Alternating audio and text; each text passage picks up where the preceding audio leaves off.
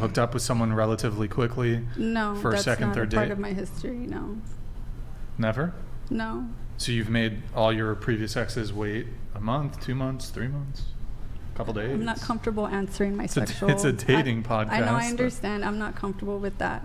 Thank you, though. In any case, do you think it's going to be... And are you newly religious?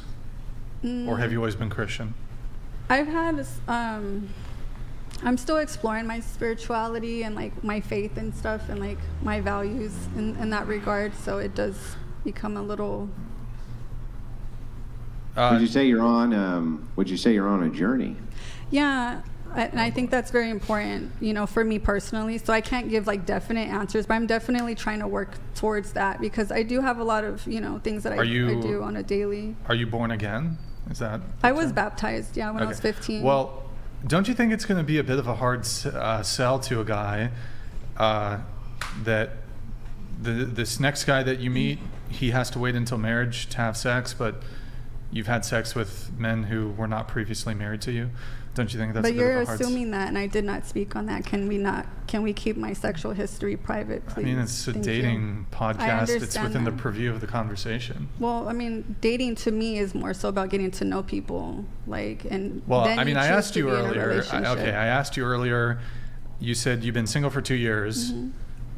I asked if you were celibate, and you said, "Yeah, I've been celibate for 2 years." So, I mean, I know you don't want to talk about it, but you implied you're not a virgin. Yes. It's okay. We're all adults here. This is a fairly, the average age of the panel here is in their 30s. Sex it's not a super taboo thing to talk about. We don't need to talk like details about any sexual experiences, but I don't think at 30 years old it's would be wrong for you to say you're not a virgin. That's okay. I respect your opinion. I just don't feel that way about myself. I don't think it's right opinion. Now. I think it's just factually true. Like the current social mores and climate, I don't think it's objectionable to at 30 and amongst a panel of your peers who are similarly aged to simply say whether you're a virgin or not. But in any case, you already basically implied that you weren't. So. Okay. This is gonna be a difficult. Would it be better for if he actually? Oh, I'm sorry, Q. I didn't mean to. I just wanted to know really quickly. Would it be better if he would have asked you, based on the information you provided? Would it be? Do you think it's unreasonable, based on your dating history, and this new journey that you're on, that a man would accept that? Do you think accept what? Like your current terms in which you would want to date? I can't say for sure. I don't know. You don't have an opinion either way on if that would... It's not about that. It's more so about, I'm okay being alone. I'm okay. So to me, even if I choose to be married and have a husband or not, that's okay. It's the right person will be okay with that. Will respect my boundaries. Will respect what I need to make me feel safe, and that's okay. So you're okay with... So you don't want to be married. You want to be married, but you're okay being alone? Well, I would like to be married, but I also can accept that if I'm not compatible with someone in that regard, that's okay. I'm not going to force and be too attached to the outcome, but I am putting an effort. So that's what I'm trying to explain. Okay. All right. You got the floor is yours, Andrew. Oh, thanks, man. Well, I was just curious. You got a dating coach for the express purpose, I assume, of learning dating techniques or understanding better about how the dating market works, right? Yeah, and relationships in general as well. Yeah. If a big part of relationships is going to be the history of the person, you would agree with that, right? Mm-hmm. Yeah. So if you're talking about dating specifically, then the history of a person, how they treat other people, how you treat other people, your sexual history, all of that is going to go into the idea of this compatible partner. That's what Q's talking about here, right? The compatible partner. So when Brian's asking this, it's not designed to make you feel bad or horrible or anything like this. Right. It's to explore the viewpoint of what it is that you're after in the dating market. Right. And if your expectations are reasonable or if they're unreasonable based on what you're bringing to the table. Right. Not asking this in order to hurt your feelings or do something like this. No, I understand. I'm just not comfortable sharing that publicly. Like I said, I'm trying to rehabilitate into a society that I didn't really, as a child growing up being more alone. So it's a little bit different experience for me to just share intimate parts of my history in that way, like intentionally, and like, you know, so that's why I'm not comfortable with that. Wait, I did want to point out. One commenter said something here that's actually pretty clever and pretty funny, that you are indeed wearing rose-colored glasses. I just wanted to point that out. Right. No, it's because I get migraines, and so for my history, like the rose-colored glasses block like some of the lights, like how bright they are. Yeah, it's for my migraines. It's just ironic is all. I'm just pointing out it's very ironic. But anyway. Okay. Wait, you said that you're shit. What was it? You said something like your recovery, or what was it? The word you used? There was a word you used. It was like my recovery or something. Damn. Rehabilitation. She said rehabilitation. Yeah. Rehabilitation. From what? No, like trying to rehabilitate, like into society. Maybe I'm using the term. Were you in prison for 10 years? What? No, that's not what I'm saying. What I'm saying is because I was not very socialized, and so to me, I don't have those. I'm not completely comfortable, so I'm trying to learn how to be more social. Wait, okay, a couple questions. From what, you were always homeschooled? I was homeschooled in high school. But before that, like, I did go to elementary school and middle school. Did you have friends while you were homeschooled? Yeah. No, when I was homeschooled, not really, because I would go to school like once every 2 weeks to a month, and I would do my homework by myself. Like, I wouldn't be at, like, it was like I taught myself. Did you go to college? I went to college, yeah. 4-year or 2-year university? 2-year. Did you have friends while you were in college? No, I mean, at the time, like, we knew people, and it was like an, how do you say, like an acquaintance, more like a classmate, but a friend, like, that has carried on. It's not really something that has continued on. And you only did 2 years of college? I'm currently, like in school as well. Like, I switched majors. You've been in school continuously since you were 18? Yes. I changed majors, discovering who I am, taking care of my parents. So it's been a lot, like being in therapy as well to help me. Yeah, like kind of. How long have you been discovering who you are? For sure, a lot more heavily in therapy the past like year and a half. What are you in therapy for? A lot of the grief that comes with my day-to-day with my father. He's currently on hospice, and that's just the changes, and just with myself and things that I have. Were you in? How long have you been in therapy for?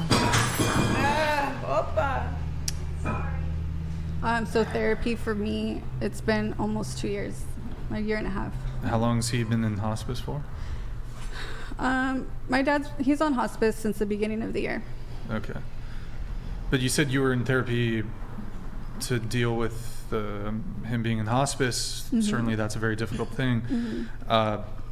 But you were in therapy prior to him entering hospice. So what was the primary reason for going to therapy? So I have like a lot of grief in regards to my dad, my attachment to my dad, and trying to understand like just like the reality of life, and like what I thought. Like, always being inside my parents' house is a different perspective and feeling versus being out in the world. Have you ever lived alone? No. Out of the house? No. Well, I don't live with my parents, but in that instance, yeah, like renting a room. Yeah, like renting. Oh, you don't? So you don't live with your parents? No. Have you ever had housemates or? Yeah, that's what I was trying to say, like a roommate. Yeah. And that was hard for me in the beginning. Like, do you live alone now? No, I'm renting a room. Okay, and you've been in and out of college since they pretty much 18? Yeah. Okay, and you've had jobs too? No, just working for my parents. I get paid to take care of my parents. Okay, you've never had like even a short-term thing? No. My parents it's a full-time thing, taking care of my dad as his disease has progressed, and now there's another caregiver for him who works full-time, 40 hours a week for him on top of what I do. So wait. Do you mind if we back up just a little bit? So I'm kind of taking notes here. Mm-hmm. You have never had a job? Is that what you said? No, just taking care of my parents. There was one time that I was able to like work for the Veterans Hospital like for like a month, and that was it. But other than that, no. So you've lived at home with your parents for your whole life? No, I don't live with my parents. Okay. When did that change? Probably around 19 years old. 19, okay. Yeah. So how have you been affording to live on your own?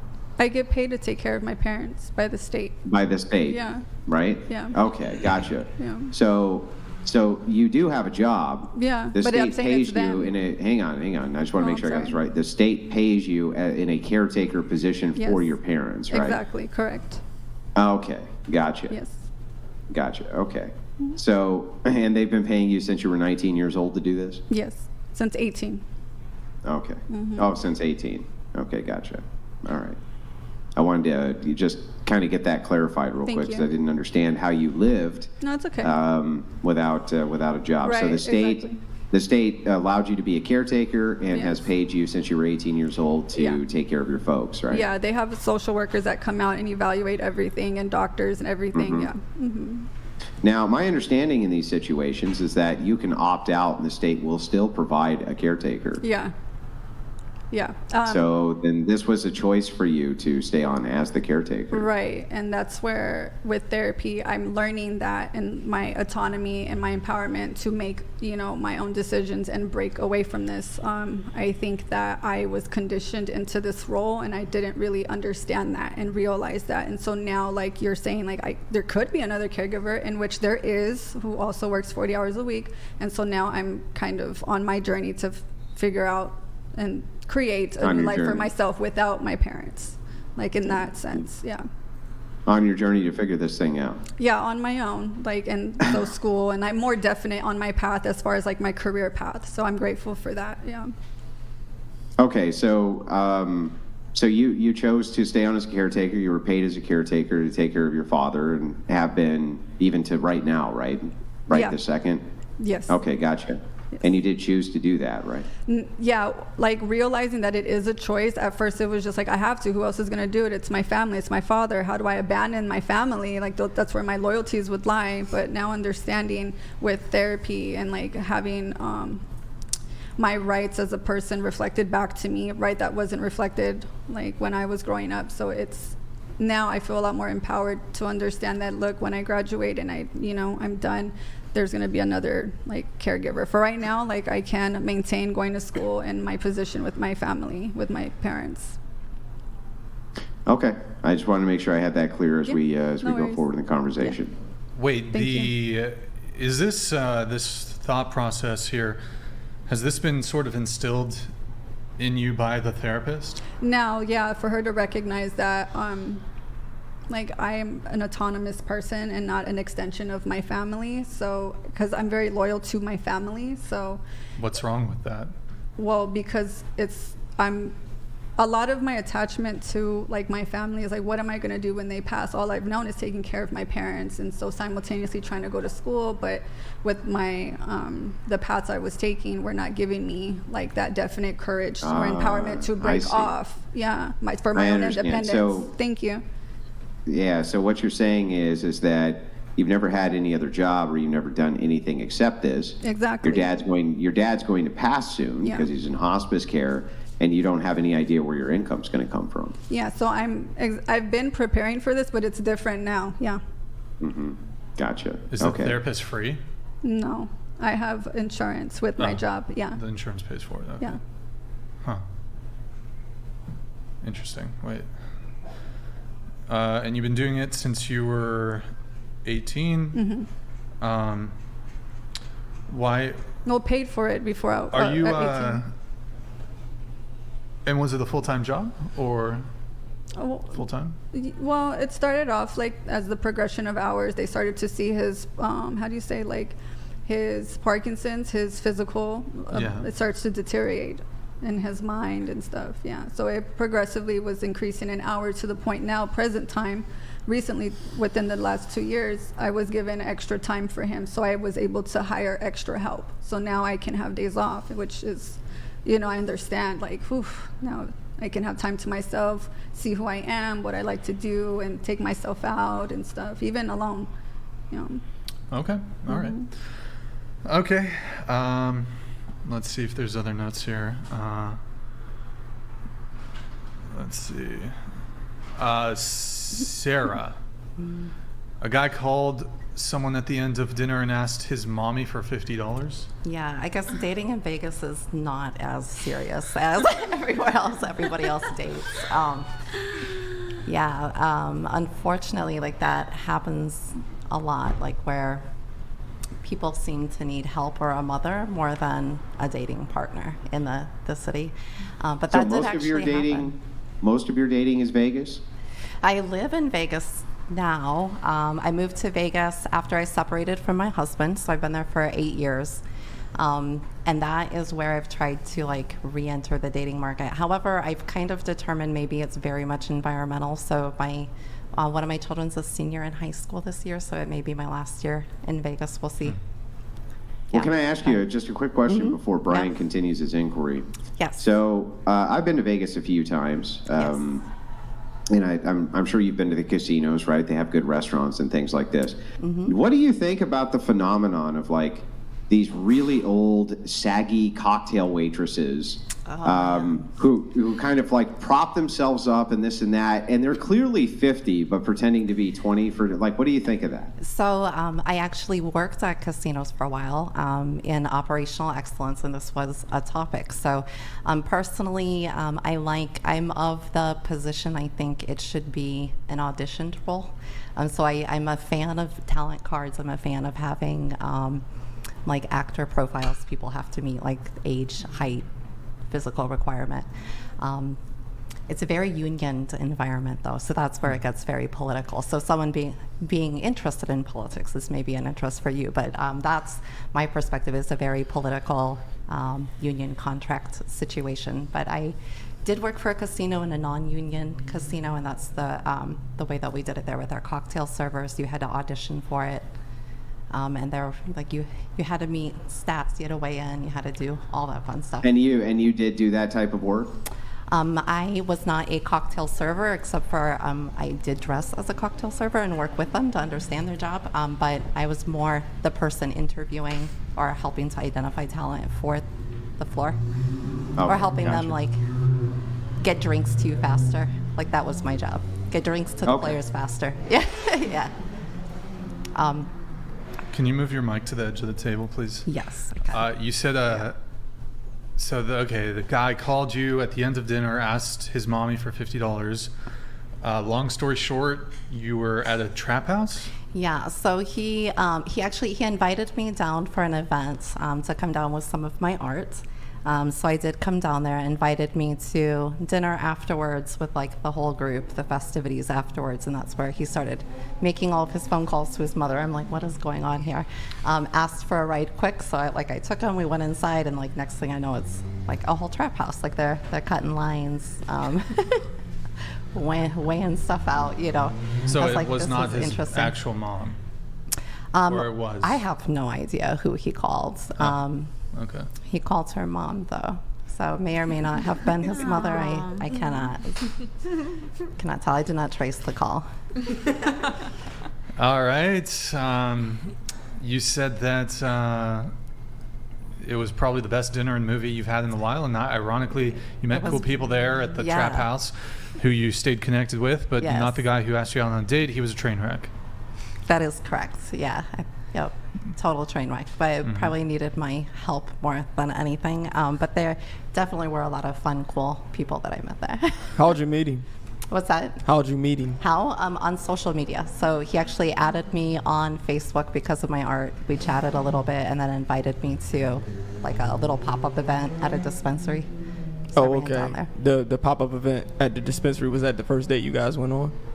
Yeah, well, I mean, it wasn't like, I didn't go with the intention of it. GMD Jim donated $199. Thank you, Jim. Taking care of widowed mother for 28 years. Physically, mentally, emotionally and financially to tune of 6+ figures a year. It is blessing, not curse. Your father was GOAT for giving you life at 54. Would you like to respond? I don't know what GOAT means. Greatest of all time. No, like with my father, like it's not just about like the pain that I feel like in grieving him, like day to day watching him deteriorate.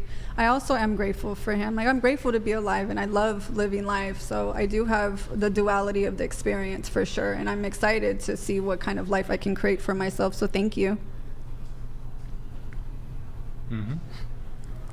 You want to continue with your story?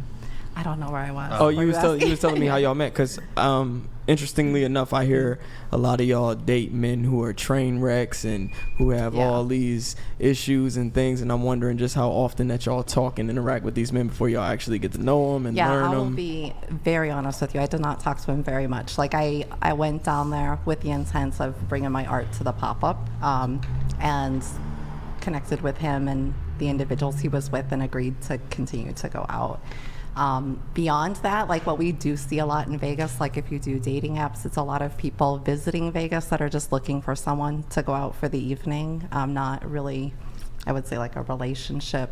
I'm more a relationship person. I'm not really, like dating for me, I'm like, I would rather put a fork in my eye. Like it's like just so much time out of my week, like with my,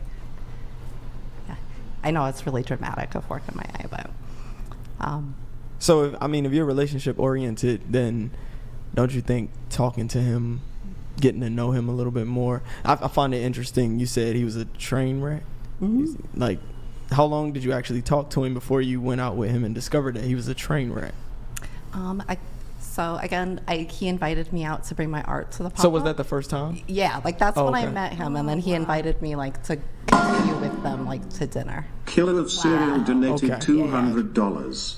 I call Mommy from the trap house when I'm all out of cereal. Right, exactly. She always sends me just under the required amount. Yeah. I think she's teaching me a lesson. Yes, Maybe I should call her from her basement instead. Yep. Hey, Kill of Cereal, thank you, man. Good to see you in the chat. Thank you, man. Do you have more? No, I agree with you. I was like, this isn't for me. Oh, so okay. like, it's not. It wasn't like a repeat thing for me by any means.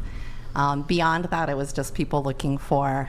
It just felt like more like an escort for the night than actually dating, which for me is not really the best use of my time. I don't think. You said also in your other notes, you're curious what the others have to say and how they view things. I'm always getting asked to pull cards on love.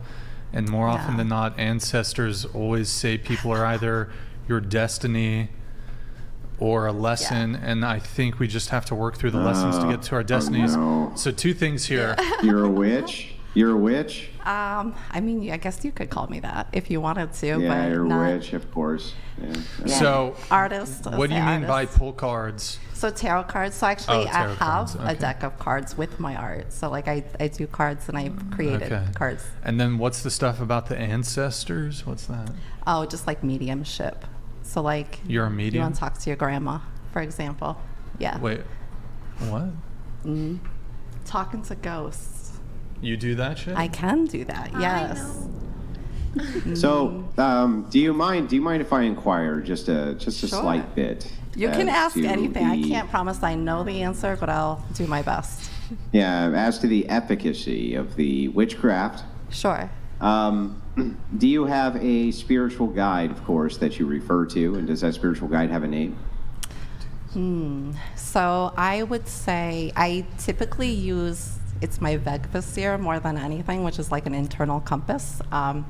Spiritual guide, I have a close relationship with Jesus Christ, so I always say Jesus is my homeboy. So like I do have a close relationship with him. The guy who tells you not to do witchcraft?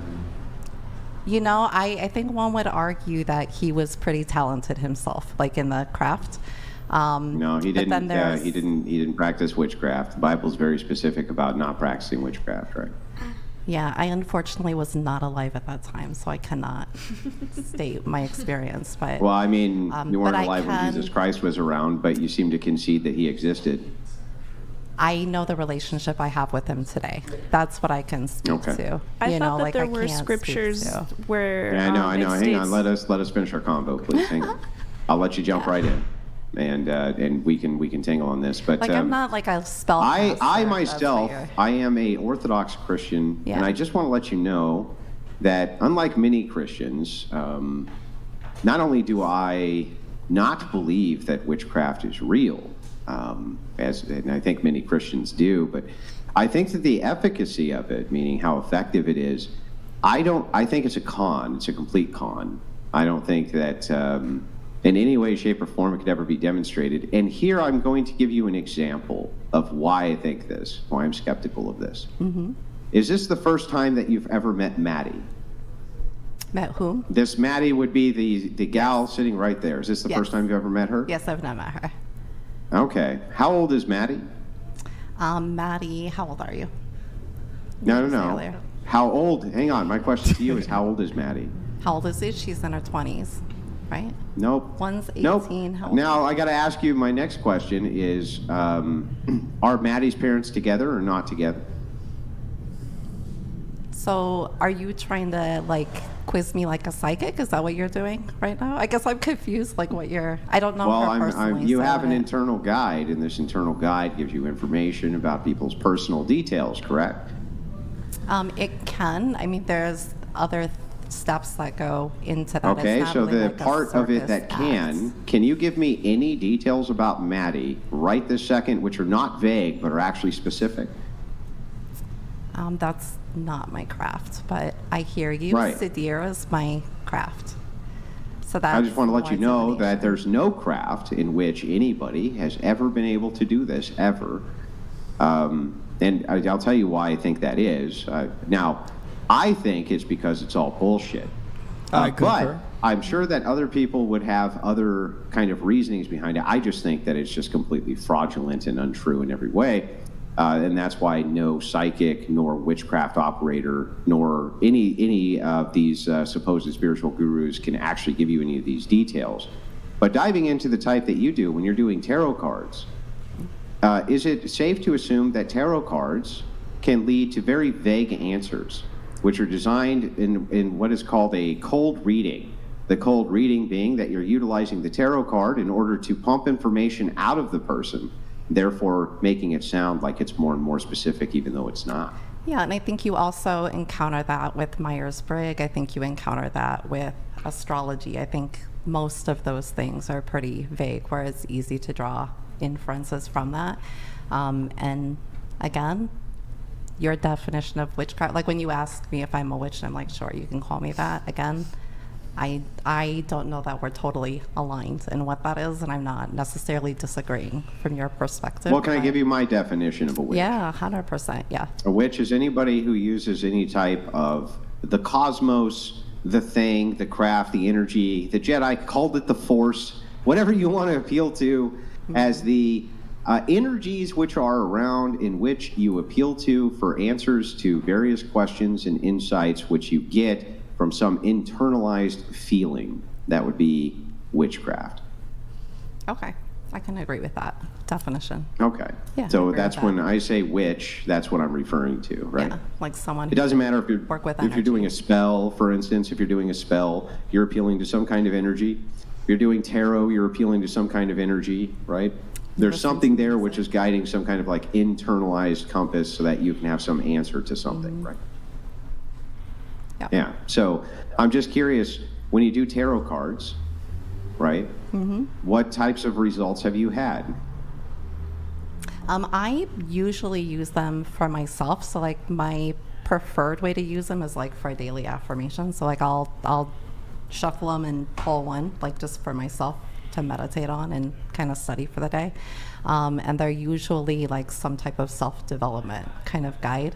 That's the way that I use the tool. And there have been situations, like I said, where I've had people's like ancestors come and like interfere, and I've had to like use cards. And how do they interfere? By the way, before you answer that, what type of deck do you use? I have my own cards that I use currently, like made. Did you make them yourself? Yeah, with my own artwork. It's artwork that I created like over the course of 4 years.